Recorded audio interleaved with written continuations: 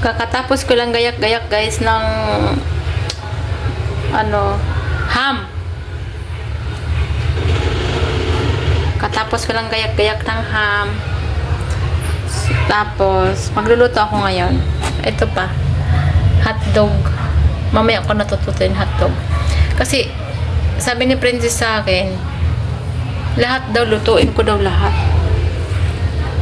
Ba't ko lulutuin lahat to? Dami na oh. Marami. No? So, ito pa. Hotdog.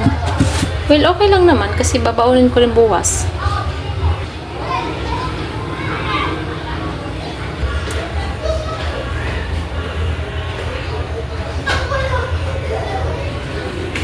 Kaya kami may hotdog tsaka ham guys kasi kinuha na nila Princess kanina yung sa i-gift namin, yung sa may yung bigay ng SMC.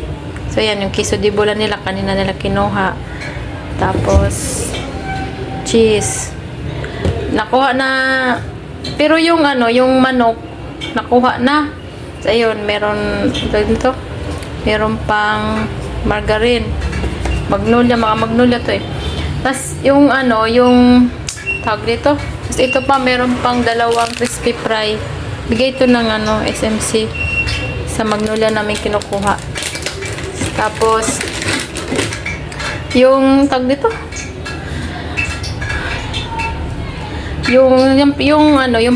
Yung templados nakuha na nung December.